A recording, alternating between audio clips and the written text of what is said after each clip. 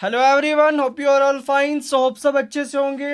हमने स्टार्ट किया था जेकेपी कांस्टेबल कोर्स, और उसमें जो हमने बाकी जो सेक्शंस है आपके, जैसे जीके की बात करेंगे, जो आपको सारा प्लेलिस्ट में मिलेगा। GK with special reference to Jammu and Kashmir, वो अलग से फोल्डर बना हुआ है वहाँ पे। और उसके बाद इंग्लिश पोर्शन वो हमने स्टार्ट किया, साथ साथ वो आपको मिलेगा। और basic concepts of the computer, जिसमें ऑलमोस्ट सारा कवर है। और हमारा टॉपिक दो तीन इसमें पेंडिंग थे, ऑपरेटिंग सिस्टम और उसके बाद एमएस वर्ड और एमएस एक्सेल हैं, ये हम कवर करेंगे। फिर उसके बाद एमसीक्यूज पे प्रैक्टिस करेंगे। मे बी आपका एग्ज़ाम हो सकता है एक्सटेंड हो सकता है, अगर आपको इसमें एज रिलैक्सेशन मिलती है, क्योंकि ये कंसिड्रेशन में है गवर्नमेंट के। अगर हमारे पास टाइम बच जाता है, हमें टाइम मिल जाता है, तो हम सारी चीज़ें कवर कर देंगे। और साथ साथ में जो आपका रीजनिंग और मैथ्स है उसको भी स्टार्ट करेंगे, अगर हमारे पास टाइम मिलेगा। उसके बाद जो भी बच्चा इस चैनल पे सबसे पहले फर्स्ट टाइम देख रहा है, वो सबसे पहले चैनल को सब्सक्राइब कर ले, बेल आइकन को प्रेस करे, ताकि कोई भी नया वीडियो अपलोड होता है उसकी नोटिफिकेशंस आपको आए। हमारे टेलीग्राम चैनल को ज्वाइन करने के लिए डिस्क्रिप्शन में लिंक है, वहाँ से ज्वाइन कर सकते हो।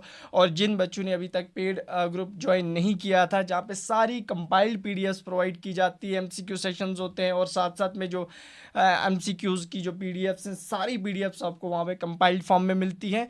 तो वो हमारे डिस्क्रिप्शन में व्हाट्सअप नंबर है, उस पर आप टेक्स्ट कर सकते हो, वहाँ से ज्वाइन कर सकते हो। वहाँ पे आपके लिए आज ऑफर चल रहा है, जो 499 का था, जस्ट आपको 250 में सारा कुछ प्रोवाइड किया जाएगा, प्लस 1 ईयर सब्सक्रिप्शन मिलेगी किसी भी एग्ज़ाम के लिए आपको। स्टार्ट करते हैं बिना टाइम वेस्ट किए। जो आज का टॉपिक है दैट इज़ ऑपरेटिंग सिस्टम, ठीक है ना। ऑपरेटिंग सिस्टम की अगर बात करते हैं, देखो इससे पहले जो टॉपिक्स थे like that of computer terminology, hardware softwares, वहाँ से आपके कॉन्सेप्ट्स क्लियर होंगे। इनपुट क्या होता है, आउटपुट डिवाइसेस क्या होती है, वो मैंने कवर करवाया आपको। स्टोरेज क्या होती है, सॉफ्टवेयर्स क्या होते हैं, सारा कुछ मैंने कवर कराया। आज हमारा है ऑपरेटिंग सिस्टम। देखो ऑपरेटिंग सिस्टम क्या होता है, कुछ नहीं होता है, जस्ट प्रोग्राम्स होते हैं, कुछ सेट ऑफ प्रोग्राम्स होते हैं कंप्यूटर के अंदर, कुछ प्रोग्राम्स होते हैं। It's a set of programs which control, coordinate and supervise the activities of the various components of the computer। देखो कंप्यूटर के बहुत सारे कंपोनेंट्स होते हैं, लाइक दैट ऑफ कीबोर्ड होता है, उसका माउस होता है, उसका सीपीयू होता है, बाकी जो डिवाइसेस कनेक्ट करते हो, these are the hardware components. और बहुत सारे कंपोनेंट्स होते हैं, उन कंपोनेंट्स की एक्टिविटीज़ को सुपरवाइज करना, उन्हें कोऑर्डिनेट करना, उनको कंट्रोल करना, सारा किसके हाथ में होता है, वो होता है कंप्यूटर का ऑपरेटिंग सिस्टम। इसी पे कंप्यूटर चलता है, ऑपरेटिंग सिस्टम नहीं होगा कंप्यूटर काम नहीं करेगा। उसके बाद बहुत इंपॉर्टेंट पॉइंट है, एक यूज़र के बीच में, एक हार्डवेयर के बीच में, ठीक है ना। हार्डवेयर क्या हो सकता है कंप्यूटर का, लाइक दैट मैंने ये चीज़ें कवर करवाई हैं। माउस हो सकता है, कीबोर्ड हो सकता है, कंप्यूटर मॉनिटर हो सकता है, सीपीयू हो सकता है।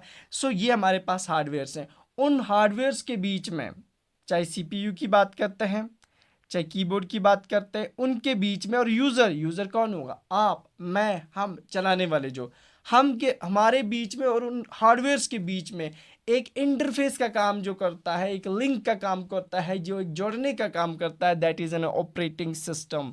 तो ये चीज़ याद रखना, डायरेक्ट पूछता है एग्जामिनर कि which of the following act as interface between the user and the hardware, that is operating system.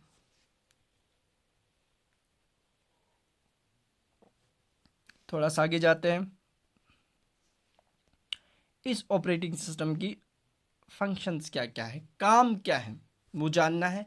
Process को मैनेजमेंट करना, देखो प्रोसेस मैनेजमेंट का मतलब होता है, it's an important part of the operating system which enables the activities of the planning, monitoring and performance of the various process. देखो computer के अंदर डिफरेंट एक्टिविटीज़ होती हैं, डिफरेंट प्रोसेस होते हैं, उन सारे प्रोसेस को मैनेज करना, सारी मैनेजमेंट का काम जो होता है वो आपका ऑपरेटिंग सिस्टम करता है। ये एक इम्पॉर्टेंट पार्ट माना जाता है। जो कंप्यूटर के अंदर डिफरेंट एक्टिविटीज़ होती हैं, चाहे वो प्लानिंग करना, मॉनिटरिंग करना, जो डिफरेंट प्रोसेसेस को कैसे परफॉर्म करवाना, ये सारा काम होता है ऑपरेटिंग सिस्टम का, ठीक है ना। उसके बाद कंप्यूटर के अंदर एक मेमोरी होती है, कॉन्सेप्ट पूरा मैंने क्लियर कराया है। मेमोरी जो टॉपिक है, वहाँ पे मैंने कंप्यूटर स्टोरेज एंड मेमोरी, वो जो टॉपिक आपका मेंशन है, storage that is a memory, तो मेमोरी आप वहाँ से देख सकते हो, जो टॉपिक मैंने कवर करवाया है।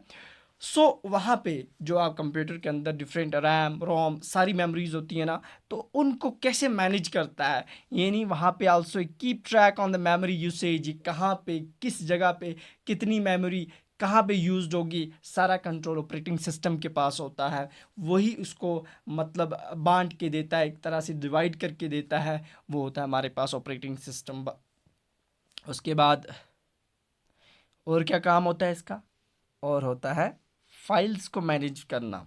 फाइल मैनेजमेंट, नाम से पता चलता है कंप्यूटर के अंदर डिफरेंट फोल्डर्स होते हैं, फाइल्स होती हैं, उनको मैनेज कैसे किया जाता है। Manage the files held at various storage devices, मुख्तलिफ स्टोरेज डिवाइसेस होती हैं आपके कंप्यूटर के अंदर, उनको किस तरह से वहाँ पे फाइल्स को मैनेज किया जाएगा। और ट्रांसफ़र ऑफ फाइल्स, एक स्टोरेज से दूसरी डिवाइस तक, यानी एक डिवाइस से दूसरी डिवाइस तक कैसे उसको मतलब ट्रांसफ़र किया जाता है। जब फाइल्स हम ट्रांसफ़र करते हैं तो इसमें इंपॉर्टेंट रोल होता है किसका, ऑपरेटिंग सिस्टम का।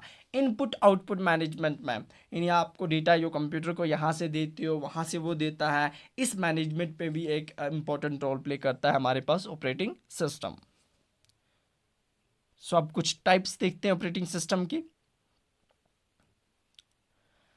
ऑपरेटिंग सिस्टम की जो हमारे पास पहली टाइप है वो है बैच प्रोसेस ऑपरेटिंग सिस्टम। नाम याद रखना, बैच प्रोसेसिंग ऑपरेटिंग सिस्टम एक ऑपरेटिंग सिस्टम की टाइप होती है। इसमें क्या होता है कि in this system a number of jobs are put together executed as a group, यानी कंप्यूटर को एक साथ बहुत सारी जॉब दी जाती हैं। बैच का मतलब ही होता है एक साथ उस पर बहुत सारे काम डाले जाते हैं कंप्यूटर पे, तो वो परफॉर्म करने के लिए कंप्यूटर के पास एक ऑपरेटिंग सिस्टम होता है जिसे बैच ऑपरेटिंग सिस्टम बोलते हैं।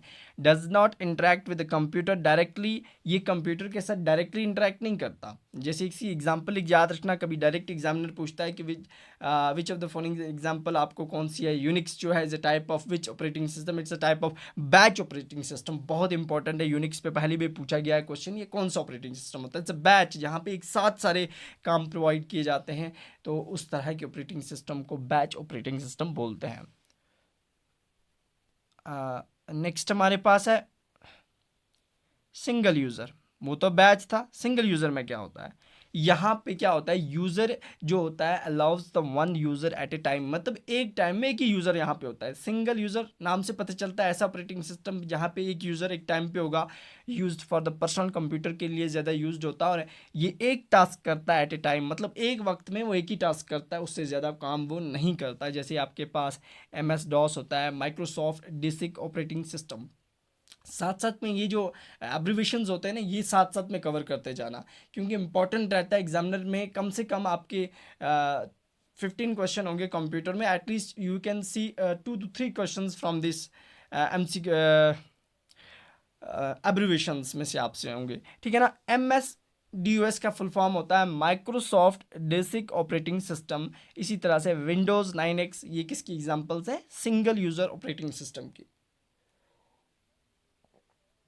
Next is multi user operating system. नाम से पता चलता है बहुत सारे user, allows the multiple users to access a computer system concurrently. एक साथ बहुत सारे यूजर्स कंप्यूटर पे काम कर रहे होंगे, उस तरह के ऑपरेटिंग सिस्टम को आप मल्टी यूजर ऑपरेटिंग सिस्टम बोलते हैं। एग्जांपल VMS इसकी एग्जांपल है। VMS एक ऑपरेटिंग सिस्टम है जो मल्टी यूजर ऑपरेटिंग सिस्टम है। उसके बाद next is multitasking operating system, जहाँ पे एक साथ बहुत सारे टास्क परफॉर्म कर रहे होंगे, like that of more than one processes can be executed concurrently. एक साथ बहुत सारे प्रोसेस कंप्यूटर पे एक साथ डाले जाते हैं, एक फिर दूसरा तीसरा, it's called multitasking operating system. इसकी अच्छी एग्जांपल बहुत बार ये पूछा जाता है, लिनक्स है, यूनिक्स है, विंडो 95 है, ये एग्जांपल्स है कुछ किसकी, मल्टीटास्किंग ऑपरेटिंग सिस्टम की। Next is the time sharing operating system.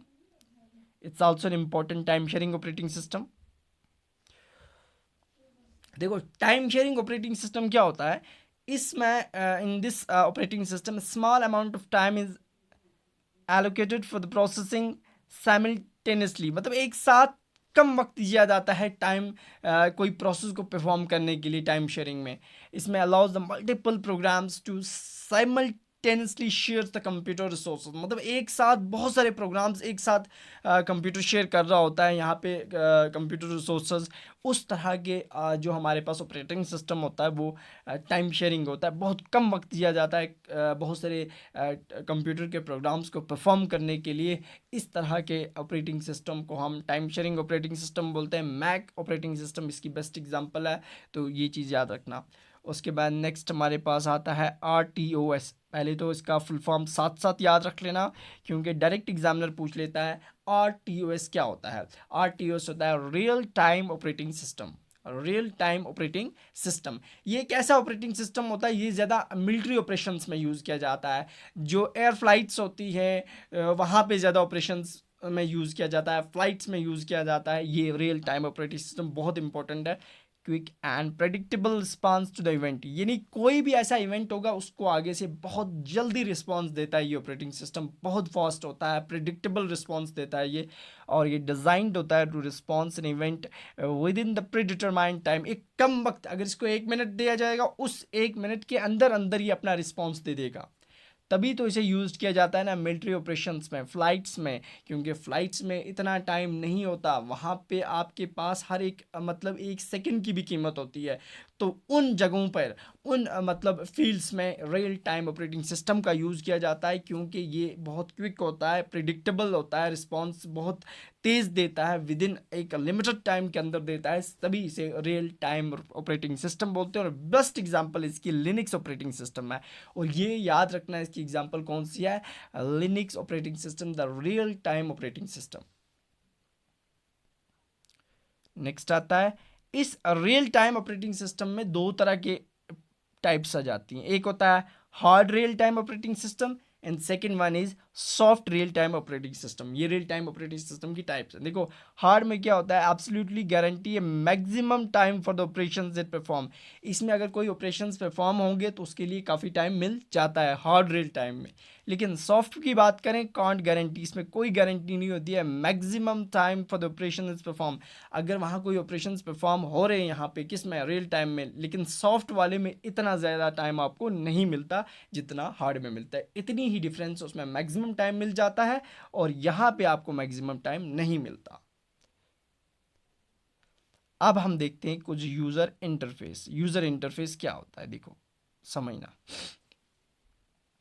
Most important part of operating system का बहुत इंपॉर्टेंट पार्ट माना जाता है user interface, because it allows the users too early easily access and communicate with the applications and hardware। देखो user interface से ही एक user, मैं user हूँ, आप मेरे पास पढ़ रहे हो, आप भी यूज़र हो, आप एक कंप्यूटर के साथ कैसे कम्युनिकेट करोगे। कंप्यूटर के अंदर डिफरेंट एप्लीकेशंस होती हैं, जैसे आपके फ़ोन के अंदर कितनी सारी एप्लीकेशंस होंगी, डिफरेंट ऐप्स होती हैं। इस तरह से कंप्यूटर के जो हार्डवेयर्स होते हैं उनके साथ कैसे कम्युनिकेट किया जाएगा, उसके लिए आपके पास ऑपरेटिंग सिस्टम जो होता है उसमें जो सबसे इम्पोर्टेंट पार्ट माना जाता है दैट इज़ यूज़र इंटरफेस। और इसी यूज़र इंटरफेस से वो अलाउ करता है कि आप आसानी से एक्सेस कर पाओगे, कंप्यूटर की एप्लीकेशंस पे जा सकते हो, कंप्यूटर के हार्डवेयर को एक्सेस कर पाते हो। दैट इज़ यूज़र इंटरफेस, जो कि एक important part of this operating system माना जाता है। अब दो तरह के ऑपरेटिंग सिस्टम दो काइंड्स होती हैं इंटरफेस की। पहला इंटरफेस कौन सा होता है, पहला होता है हमारे पास that is called graphical user interface. सबसे साथ साथ इसके एब्रिविएशन याद रखना, GUI, ग्राफिकल यूजर इंटरफेस पहला होता है।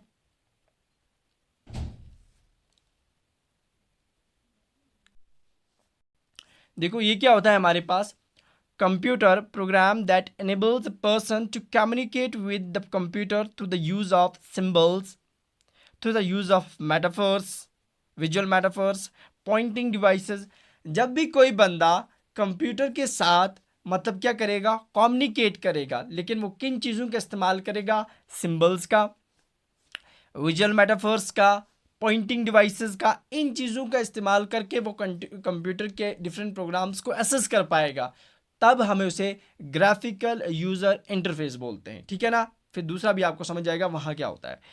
फर्स्ट ग्राफिकल यूज़र इंटरफेस, यानी पहला ग्राफिकल यूज़र इंटरफेस जो था वो डिज़ाइन किया था ज़ेरोक्स कॉरपोरेशन ने। कब किया था, उन्होंने किया था 1970 में 1970 में उन्होंने पहली बार क्या किया था, पहला ग्राफिकल यूजर इंटरफेस डिजाइन किया था। कभी डायरेक्ट क्वेश्चन पूछ लेते हैं, ठीक है। अब दूसरा क्या होता है, सेकेंड वन जो होता है वो होता है character user interface, CUI। It's known as command line interface. बहुत बार ये MCQ पूछा गया है, CLI यानी कैरेक्टर यूजर इंटरफेस को also known as command line interface भी बोलते हैं। यहाँ पे इंटरेक्टिंग होती है यूजर की with the computer system software bye typing command. Just keyboard पे वो टाइप करता है, उससे वो कंप्यूटर के डिफरेंट प्रोग्राम्स के साथ क्या कर सकता है, इंटरेक्ट कर सकता है। उसे कैरेक्टर यूजर इंटरफेस बोलते हैं या उसे कमांड लाइन इंटरफेस बोलते हैं। समझ आ गई? ये था हमारे पास दो टाइप्स। अब कुछ इंपॉर्टेंट पॉइंट्स याद रखने हैं यहाँ पे, यहाँ से भी बहुत बार क्वेश्चन बनते हैं। बूटिंग क्या होती है? बूटिंग कुछ नहीं होती है, process which starts the operating system when the computer is switch on. Operating system get loaded from the hard disk to the main memory.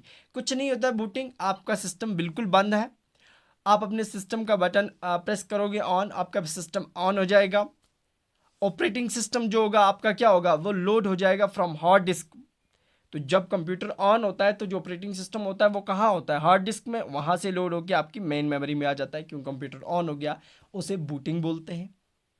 Simple समझ आ गई, कंप्यूटर का ऑन होना और ऑपरेटिंग सिस्टम का हार्ड डिस्क से main memory में आ जाना, उसे बूटिंग बोलते हैं। अब समझना, यहाँ पे दो तरह की बूटिंग होती है, कभी पूछ लेता है एग्जामिनर। कोल्ड बूटिंग का मतलब क्या होता है, जब कंप्यूटर को हमने ऑन किया, ठीक है ना, after it has been completely shut down, पूरी तरह से शट डाउन था, ऑन किया, उसे कोल्ड बूटिंग बोलते हैं।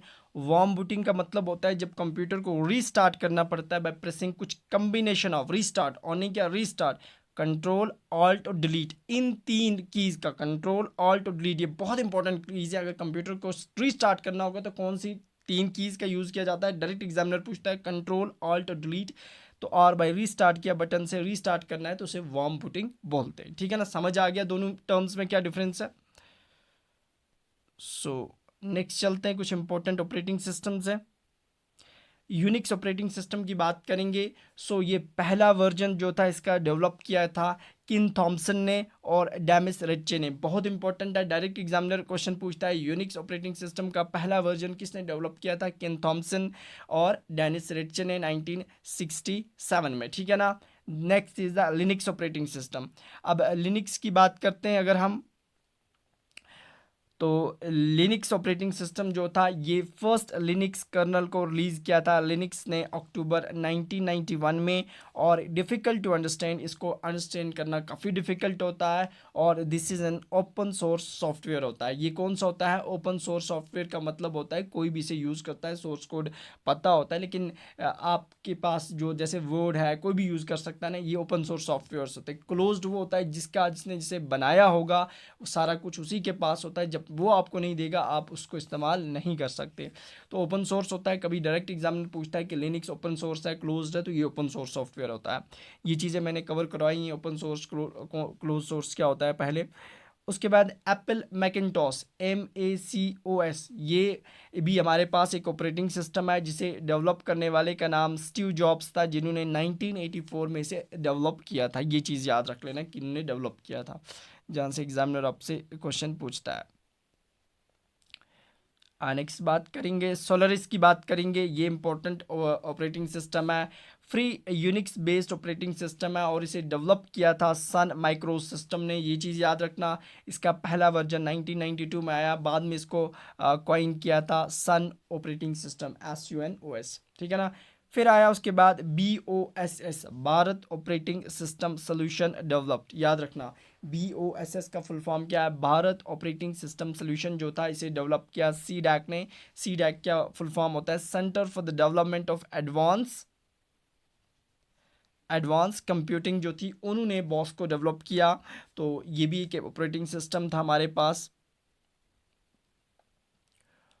ये एक फ्री ऑपरेटिंग सिस्टम था, ये चीज़ भी याद रखना, बॉस जो था फ्री ऑपरेटिंग सिस्टम था। उसके बाद नेक्स्ट आता है विंडो, माइक्रोसॉफ्ट विंडोज़ की बात करें तो ये बेस्ड था ग्राफिकल यूज़र इंटरफेस में, जो मैंने आपको कवर कराया। दो तरह के ऑपरेटिंग यूज़र फेस होते हैं। तो उसके बाद डेवलप था, इसे माइक्रोसॉफ्ट ने डेवलप किया था, बस इतना याद रख लेना।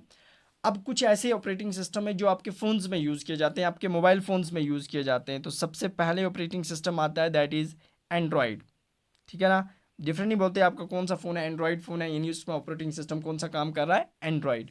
एंड्रॉयड जो है ये मोबाइल ऑपरेटिंग सिस्टम है। इसको डेवलप करने वाले का नाम बहुत इंपॉर्टेंट है, बहुत बार ये क्वेश्चन पूछा गया है जेके एसएसबी में, एंड्रॉयड को किसने डेवलप किया, गूगल ने डेवलप किया, और ये बेस्ड है लिनक्स ऑपरेटिंग सिस्टम पे, और इसका लेटेस्ट वर्जन जो होगा वो आप देख सकते हो कौन सा है। ठीक है ना, सिम्बियन क्या है, सिम्बियन ये भी हमारे पास एक मोबाइल ही ऑपरेटिंग सिस्टम है, जिसे ओपन सोर्स बोलते हैं, कोई भी यूज़ कर सकता है, used by the Motorola, Nokia, Samsung, Sony, ये यूज़ कर सकते हैं। लेटेस्ट वर्जन जो आया होगा वो आप लिख सकते हो, जो आपको लगेगा इस टाइम है।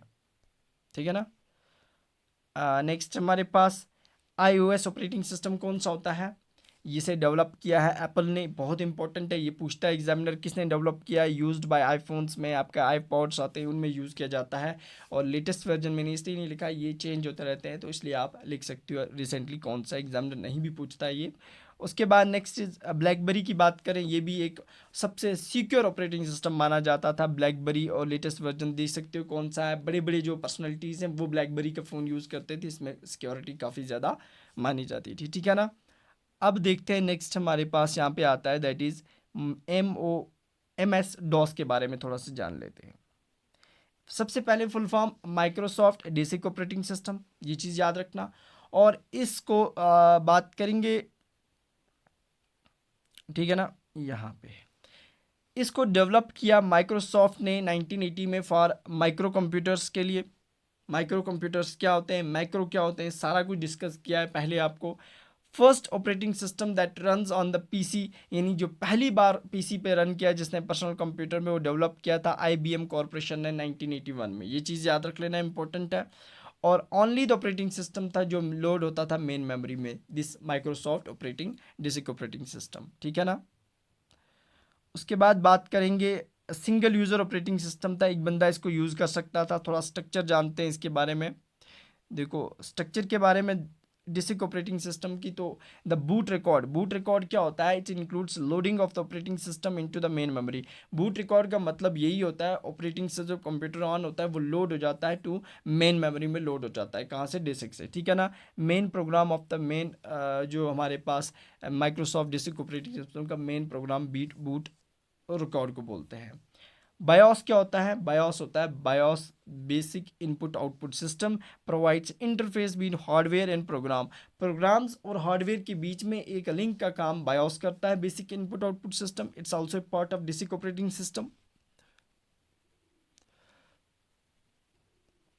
उसके बाद आता है हमारे पास MS-DOS system program. It's a collection of programs or routines and data table that provides high level programs. जो high level programs आपको provide करते हैं वो MS-DOS system programs होते हैं। command dot programs क्या होते हैं, ये आपको कुछ कमांड्स प्रोवाइड करते हैं दैट गिव यूजर्स, ताकि आप डिफरेंट कंप्यूटर की फाइल्स को एसेस कर पाते हो जब आपको ये कमांड्स पता होंगी।